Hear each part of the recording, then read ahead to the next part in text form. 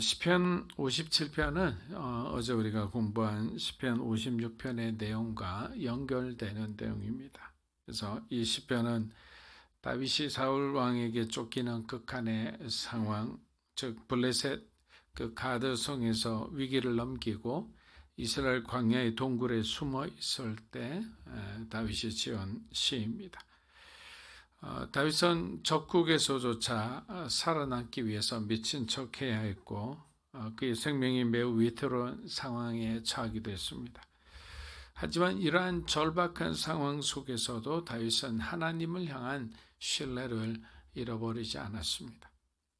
사랑하는 여러분, 우리도 삶 속에서 때로는 광야와 같은 상황을 마주하게 되죠. 항상 평탄한 길을 걷는 사람은 이 세상에 그 누구도 없을 겁니다. 가족의 문제 때문에, 인간관계 때문에, 사업과 재정과 그 모든 문제가 우리 곁을 떠나지 않기 때문입니다. 문제와 고난이 우리를 예보세우고 어디를 향해 나아가야 될지 알 수가 없을 때가 있기 때문이죠. 하지만 다윗에 의해서 우리가 배울 수 있듯이 우리가 해야 할 일은 우리의 상황을 하나님께 호소하고 하나님을 의지하는 것이, 그것이 바로 우리가 이와 같은 일을 당했을 때 해야 할 성경이 제시하는 정답이다고 우리가 말할 수 있습니다. 사무엘상 우리 22장 1절에서 2절 한번 읽어보겠습니다. 그러므로 다윗이 그곳을 떠나 아둘람굴로 도망하며 그의 형제와 아버지의 온 집이 듣고 그리로 내려가서 그에게 이르렀고 환난당한 모든 자와 빚진 모든 자와 마음이 원통한 자가 다 그에게로 모였고 그는 그와 함께한 자가 400명 가량이었더라. 성경은 이때 그의 가족들과 또 사회적으로 어려운 사람들, 즉 환난당한 자, 빚진 자, 마음이 원통한 자들이 모두 다윗에게로 나왔다고 합니다. 사울에게 쫓기는 다윗의 부담이 점점 가중되고 있죠. 혼자 몸이라면 자기를 호위하는 병사 정도만 데리고 도망가면 굉장히 순발력 있게 또 위기에 대처하기 쉬운데 자기 가족을 비롯한 무려 400명이나 되는 사람들이, 물론 이 안에는 요압 장군과 같은 또 용맹한 그 요압의 형제들, 스루야의 아들들도 함께 있었습니다. 그러나 대부분은 그렇지 못한 연약한 사람들이었어요. 시편 57편은 바로 사울의 손을 피해서 정말 제가 헤아려 보니까 13가지 세 곳의 여정을 도망자로서 그렇게 다녔더라고요. 그래서 지금은 엔게디 광야에서 지은 바로 기록한 시입니다. 그런데 그 원수 같은 사울이 바로 이 엔게디 광야의 어느 동굴에 숨어 있었는데 바로 그 동굴에 사울이 들어온 거죠. 용변을 보기에 들어왔는데 같이 있는 그 군사들이 얼마나 다윗에게 호소했을까요?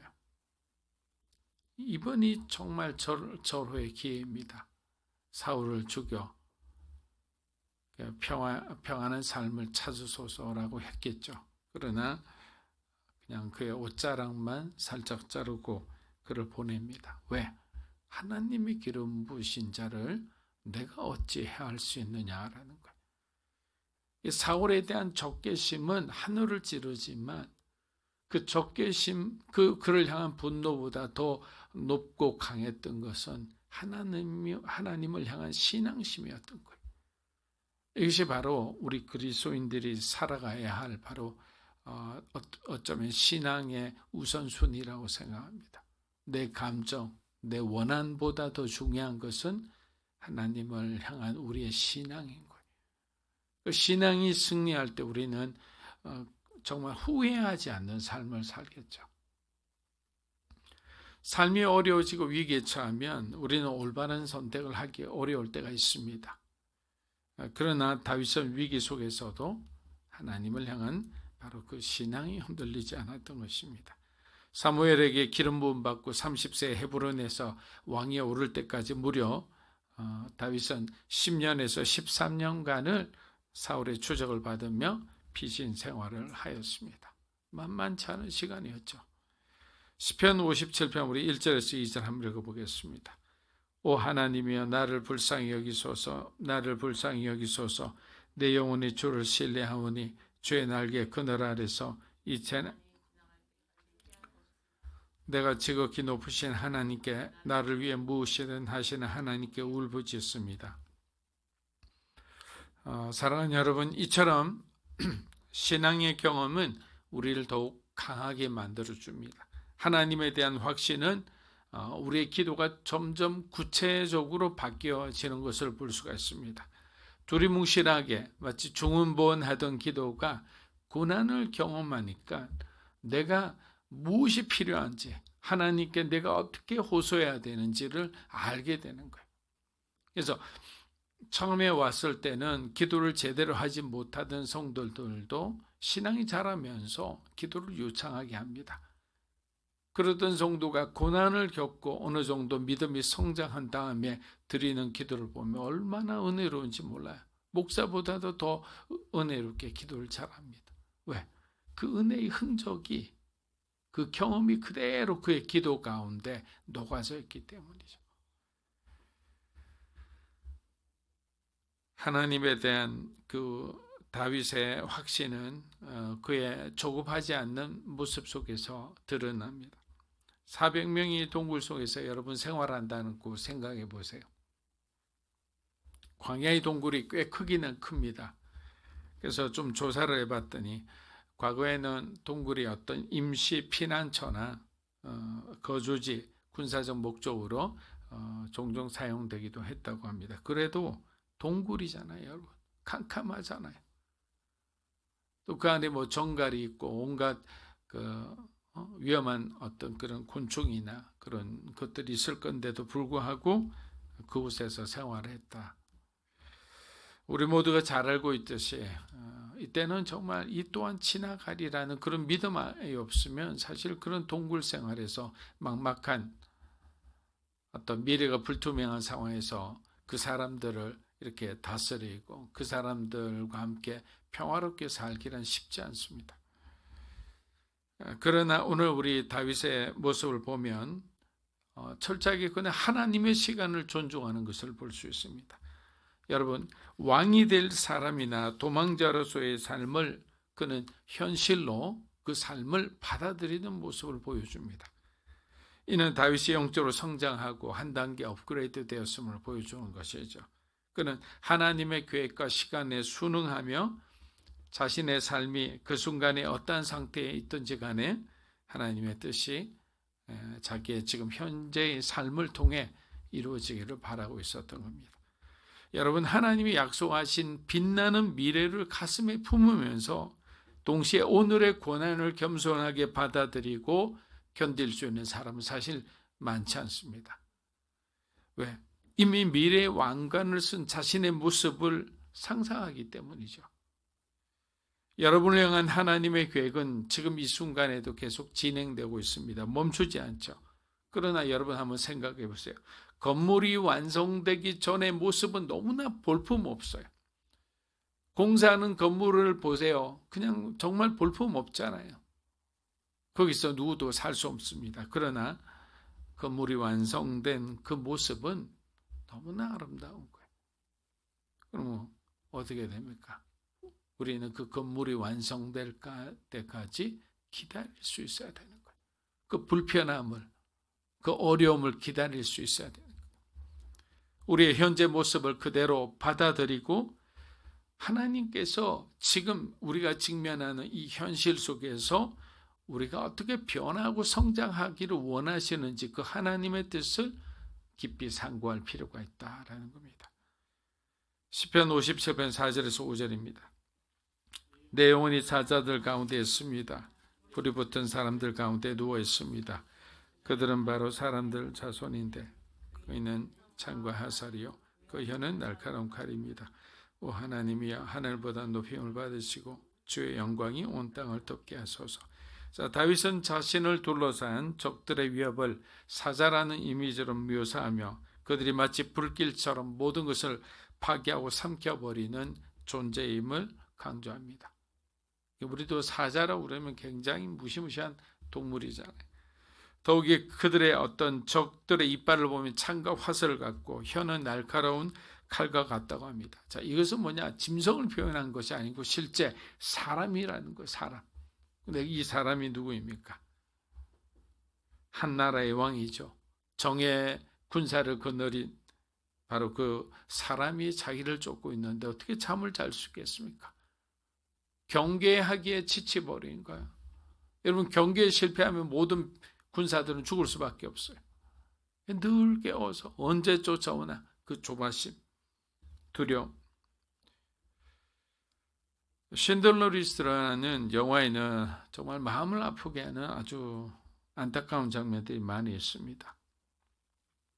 한참 영화를 보다가 어떤 한 장면이 나왔습니다. 게토 지역에 거주하던 유대인들을 이제 자기들이 이제 연합군에 밀려서 어려움을 당하게 되자 붙잡아 놓았던 이제 그 유대인들 다 이제 가스실로 보내서 죽이고자 했던 거죠.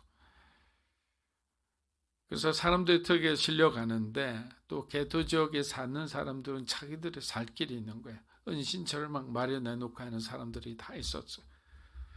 그래서 10명이 넘는 가족들이 자녀들을 데리고 은신처로 숨었습니다. 독일군이 가까워질 때 2살도 안 되는 아이가 무슨 불편하니까 상황을 다 인식하지 못하니까 울기 시작합니다. 아버지는 놀라 아이의 입을 막습니다.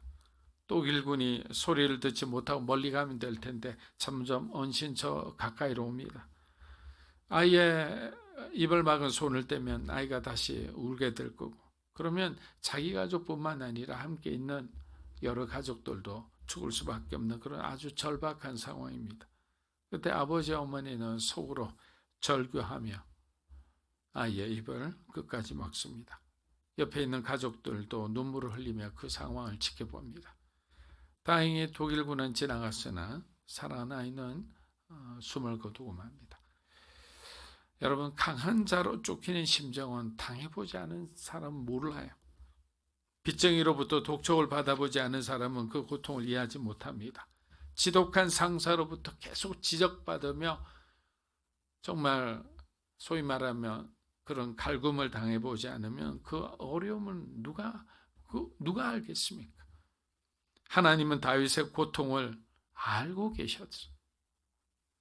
왕이 되는 과정에 어쩌면 한 번 이상은 그가 거쳐야 되는 훈련일지도 모르죠. 왜? 그래야 낮은 자의 마음을 이해하잖아요. 고통받고 아픔 있는 사람들의 마음을 함께 체휼할 수 있는 거예요. 근데 항상 위쪽에서만 거한 사람은요, 본능적으로 낮은 자의 마음, 가난한 자의 마음을 이해할 수가 없어요. 자기는 노력하나 그것이 무엇인지 손에 잡히지 않기 때문이죠. 5절에서 다윗은 상황과 환경을 초월하는 찬양을 하나님께 올려드립니다. 우리가 흘리는 땀과 눈물을 통해 주님을 섬길 수만 있다면 그 고통과 서러움을 기꺼이 감당하겠다는 거예요. 그러니까 목표가 고난이 보이는 것이 아니라 지금 다윗은 하나님을 바라보고 있는 거예요. 제가 주일 설교 때 여러 번 말씀드렸지만 눈앞에 있는 고난보다는 조금 더 눈을 올려서 105도 정도로 위로 바라보라고 말씀드린 적이 있습니다. 왜? 하나님을 바라보면 이 눈앞에 있는 고난은 뭔가 이렇게 있는 듯 보이지만 자세히 보이질 않아요. 이렇게 보면 여러분이 다 보이지만 제가 이래 보면 누군가 있는지는 있다 보이죠. 여러분의 얼굴이 정확하게 보이지 않잖아요. 고난은 우리가 고난을 바라보면 바라볼수록 마음이 우울해질 수밖에 없는 거예요. 눈을 들어 하나님을 바라보는 것, 그것이 바로 주님에 대한 신뢰입니다. 하나님은 우리들의 눈물과 아픔과 고통을 다 알고 계시기 때문에. 시편 57편 7절에서 8절 마지막입니다. 읽어보겠습니다. 오 하나님이여, 내 마음이 정해졌습니다. 내가 내 마음을 다해서 영혼아 깨어라, 하프와 수금아 깨어라, 내가 새벽을 깨우리라. 자, 7절에 다윗의 아름다운 고백에 주목했으면 합니다. 우리가 사랑하는 그 찬양도 지금 이 시편 57편을 통해 지은 찬양도 있죠. 내 마음이 확정되고 확정되어 사오니. 여기서 확정되었다는 말은 고정되었다, 확고하다, 안정되었다라는 뜻이. 어떤 상황에서도 이제는 흔들리거나 불안해지지 않는 내 마음의 상태를 말하는 거예요. 자, 이러한 확정된 마음은 다윗이 현재 몸으로 겪고 있는 이 현실의 재앙들을 이미 영적으로 극복했다는 증거예요. 그렇다고 주변의 어떤 환경이 변했다는 건 아니에요. 여전히 다윗은 도망자의 신세예요. 아직까지 풀리지 않았어요. 그런데 그는 마음의 평안함을 유지하고 있습니다. 그래서 그리스도인으로 살아갈 때 하나님과 함께하고 있다는 증거 중에 하나가 뭐냐? 우리 마음의 평안함인 거예요. 내 마음의 평안함이 찾아오면 주변이 정말 폭풍 같은 그런 어떤 정말 놀라운 일들이 일어나도 나는 동요하지 않겠죠. 왜? 내 시선은 주님을 바라보고 있기 때문입니다. 그래서 이와 같은 확정된 마음에서 비로소 감사와 찬송이 울려 퍼지는 겁니다. 다윗은 더 이상 자신이 처한 상황의 노예가 아닌 거예요.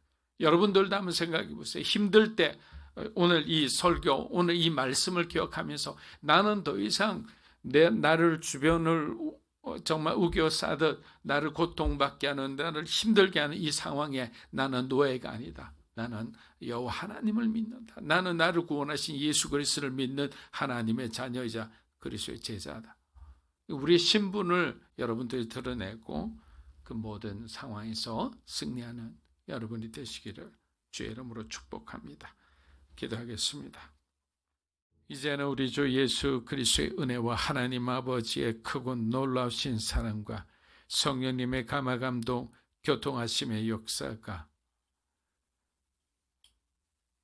우리가 처한 환경, 또 우리가 직면한 그 모든 문제, 이 모든 것을 초월하여 이 모든 문제를 다스리고 해결해 주시는 주님을 의지하며 살아가기 원하는 사랑하는 믿음으로 사는 교회 성도 한 분 한 분의 삶과 이 자리에 계신 하나님의 거룩한 백성들 위해 영상으로 예배드리는 주님의 귀한 동역자 위에 이 나라 민족과 한국 교회와 우리 선교사님들 위해 이제로부터 영원토록 함께 하시기를 간절히 축원하옵나이다.